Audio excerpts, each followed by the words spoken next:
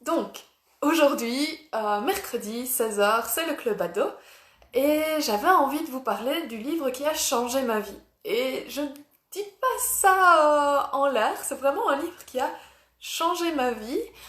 Euh, Et du coup, c'est un livre que j'ai peur de relire. C'est La bibliothécaire de Gudule. Alors, moi j'ai mon vieil exemplaire. Euh, il y a une nouvelle couverture depuis. Mais, mais voilà, c'est grâce à ce livre que je suis bibliothécaire. Donc, il a une importance toute particulière pour moi. Et je sais que c'est une lecture scolaire.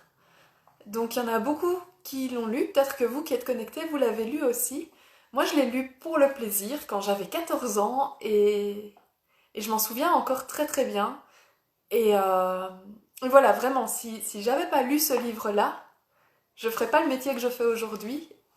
D'ailleurs, une de mes grandes tristesses, c'est que l'autrice, qui s'appelle Gudule, euh, est décédée avant que je puisse la rencontrer. Et j'aurais adoré pouvoir la rencontrer et lui exprimer toute l'admiration que j'ai pour son travail, mais pour ce livre-là, qui a vraiment été fondateur dans ma vie. Mais voilà, elle est décédée il y a 5 ans environ, je pense. Donc je n'aurai pas le plaisir de pouvoir lui dire tout le bien que je pense de ce roman. Donc je vais le faire avec vous aujourd'hui. Donc on parle de La bibliothécaire de Gudule. Alors, de quoi parle ce roman? Ce roman, il parle de Guillaume. Guillaume, c'est un adolescent qui n'aime pas trop l'école, il n'est pas très très attentif pendant les cours. Et un jour, il va se rendre compte de quelque chose d'assez bizarre. C'est que tous les soirs, sa voisine d'en face écrit. C'est une vieille dame et elle se met à son bureau et elle commence à écrire. Et quand cette dame arrête d'écrire, éteint la lumière, il y a une jeune fille qui s'échappe juste après de chez elle. Donc c'est un réel mystère pour lui, il se demande vraiment qui sont ces personnes, qu'écrit cette dame.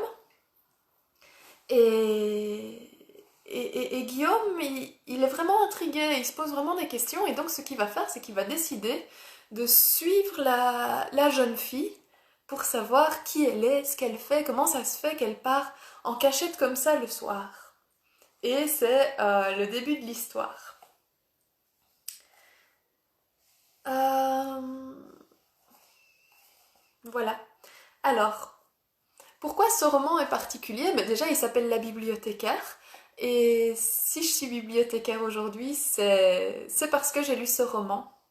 Et c'est un des seuls romans que je ne relis pas. Je l'ai fait lire à des gens autour de moi en leur disant «Ah, vas-y, lis-le, il est vraiment bien, il vaut vraiment la peine d'être lu». Mais je n'ose pas le relire parce que ce livre m'a tellement marqué quand j'étais adolescente. Je sais encore l'âge que j'avais quand je l'ai lu, j'avais 14 ans. Que j'ai vraiment peur d'être déçue en relisant ça. Et, euh, et voilà, du coup, je le donne à lire. Dernièrement, c'est mon compagnon qui l'a lu. Et je lui ai dit, vas-y, lis-le. Et il m'a dit, tu vas le lire aussi. Et je lui ai dit non, parce que je, Gudule a écrit énormément de choses. Je pense que j'ai lu une grande partie de ses livres. Ils sont là. Ça, c'est une grande partie de ses livres. Sachant que l'autre partie qu'on ne voit pas, c'est parce que ça tient mon téléphone pour faire le live. Donc, j'ai une grosse partie des livres de Gudule. Et c'est une autrice que j'aime vraiment beaucoup et qui a vraiment... qui pour moi est synonyme de mon adolescence en fait. Quand j'ai commencé à vraiment pouvoir lire toute seule et à aimer lire toute seule, j'ai commencé avec les séries Zoé la trouille. C'est l'histoire d'une petite fille qui s'appelle Zoé et elle, elle vit des aventures extraordinaires. En fait, c'est du fantastique. Je les ai juste là derrière moi. Attendez, je vais en prendre un. Hop. Voilà, je vous remets droit. Voilà. Donc ici, j'ai Le Père Noël est un extraterrestre. C'était sorti à la Bibliothèque Rose. Et, euh, et voilà, c'est des livres pour les plus jeunes parce qu'il y a encore quelques illustrations. Voilà, je vous en trouve une. Vous voyez, il y a encore des illustrations, c'est écrit relativement grand, donc vraiment, moi c'est le premier souvenir de petit roman que je lis seul que j'ai. Parce que ça se lisait facilement, que ça me prenait dans l'histoire. Et même si, sans vous spoiler, au cas où vous voudriez les lire, euh, quand vous en avez lu deux, trois, vous comprenez le truc. Vous comprenez la chute et comment ça va se finir. Mais c'est pas tellement la fin qui est importante, c'est toute l'aventure que va vivre Zoé la Trouille pendant le roman. Et voilà, ici le Père Noël est un extraterrestre. Je vous lis le résumé, 23 décembre, pas une minute à perdre pour acheter les derniers cadeaux, Zoé se précipite au centre commercial et la stupeur. Le Père Noël qui trône au milieu d'une allée a une attitude étrange. Sans parler des traces verdâtres qu'il laisse sur les joues des enfants qui l'embrassent. Lorsque tout à coup il se transforme en gelée gluante, c'est la panique générale. Donc voilà, ça c'est un. Et ce qui est très rigolo, c'est que moi quand j'étais petite, je disais que je n'aimais pas le fantastique, mais en fait, ce que je lisais c'était déjà du fantastique. Pourquoi je disais ça, j'en sais rien, mais je disais ça. Donc voilà, Gudule, j'avais commencé par les Zoé la Frousse, et je me souviens d'un jour quand j'étais petite où on était allé à la librairie avec mes parents, on m'en avait acheté 3 des romans de Zoé la Frousse. Et en revenant, je suis montée dans ma chambre, j'ai lu, et le soir même j'avais fini les 3 livres. Ce que je n'ai pas osé dire à mes parents parce que c'était allé beaucoup trop vite et que du coup ils allaient me dire oui mais ça ne sert à rien quand on les achète. Il faut savoir qu'on était à l'époque abonnés dans 3 bibliothèques différentes. Donc voilà, je lisais beaucoup déjà. Et là j'avais ces livres-là et j'avais pas osé leur dire que j'avais tout lu. Et quelques années après, du coup, la bibliothécaire m'est tombée entre les mains. Et je l'ai lu parce que j'avais commencé à lire Gudule et donc j'ai lu une énorme partie des livres que Gudule a écrits. Alors pas tous, parce qu'il faut savoir que Gudule, elle a écrit vraiment, vraiment, vraiment, vraiment beaucoup de choses. C'est une autrice très très prolifique. Et voilà, j'ai pas tout lu, mais j'ai lu une grande partie. Ses romans les plus connus, je les ai lus. D'ailleurs, sa fille vient de publier une BD. J'ai plus le titre en tête, mais on l'a à la bibliothèque et c'est une BD qui parle de la fin de vie de Gudule et c'est très beau. Et oui, ça m'a fait pleurer parce que quand je lis, je pleure, je suis comme ça, mais c'est une très très belle bande dessinée qui marie les dessins de la fille de Gudule avec le récit de Gudule où elle avait écrit 2-3 choses et des bribes de choses comme ça et des souvenirs. Et donc ça marie tout ça et c'est très beau. Revenons à la bibliothécaire. J'ai lu ça en 2e secondaire. Pourquoi je suis si sûre d'être en 2e secondaire? Déjà parce que je revois la classe de cours dans laquelle j'étais. Mais aussi parce que à cette époque, je commençais les cours de néerlandais et que je me souviens de devoir répéter, répéter, répéter pour réussir à dire que je m'appelle Noémie, j'ai 14 ans, 13 ans, 14 ans à l'époque, et je veux devenir bibliothécaire. Et c'était vraiment la phrase de mes dialogues que je disais. Pour la bande dessinée sur Gudule, illustrée par sa fille, ma collègue Judith est en train de dire dans les commentaires que c'est Sous les bouclettes chez Delcourt. C'est tout à fait ça. Et c'est une très très belle bande dessinée, je vous la conseille, elle est sortie il n'y a pas très longtemps. Et on l'a à la bibliothèque, donc je sais pas si elle est empruntée ou pas, ça je sais pas vous dire de mémoire.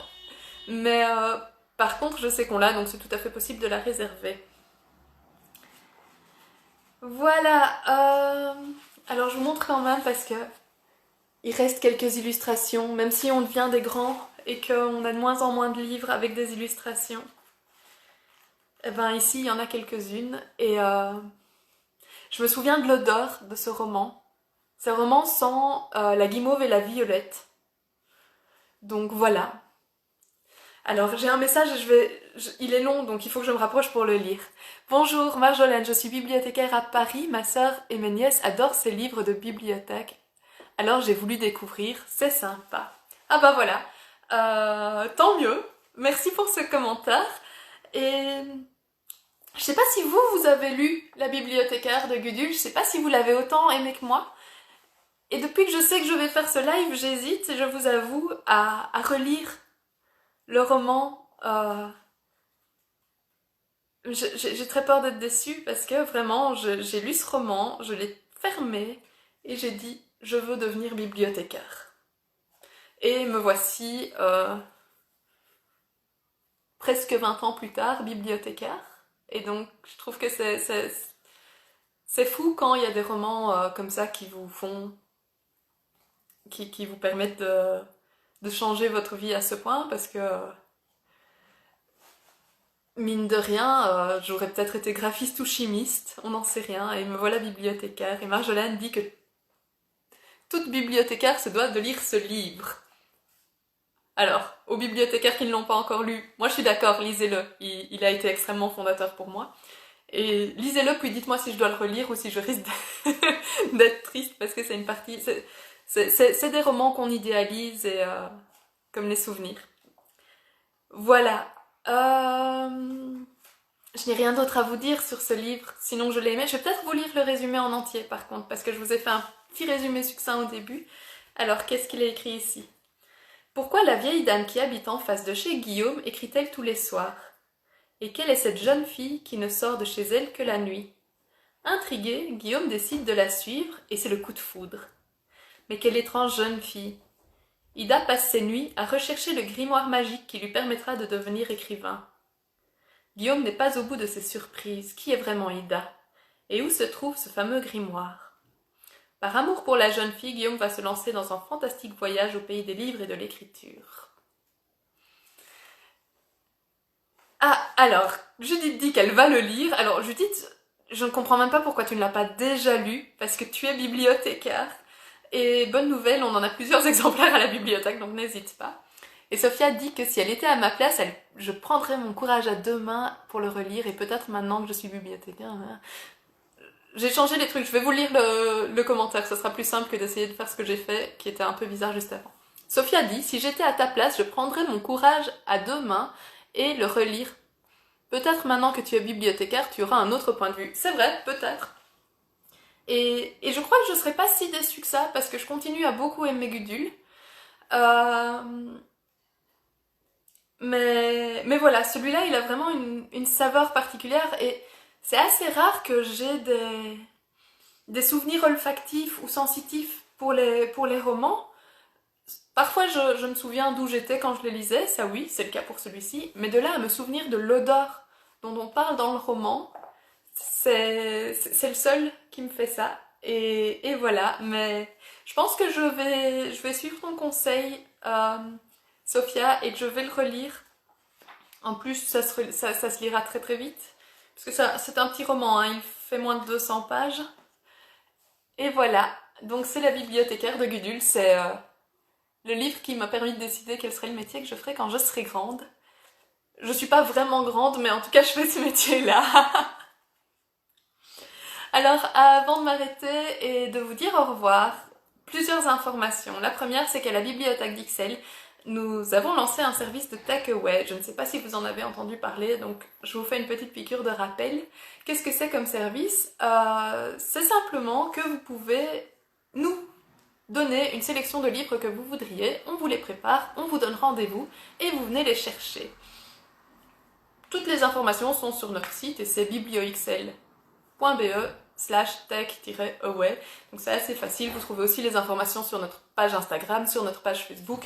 Et si vous ne trouvez pas les informations, vous nous écrivez en message privé, par email, comme vous voulez, et on est là. Si vous n'avez pas accès à Internet, ou si vous connaissez des gens qui n'ont pas accès à Internet, mais que le service de takeaway pourrait intéresser, il suffit de nous appeler par téléphone. On a des permanences téléphoniques.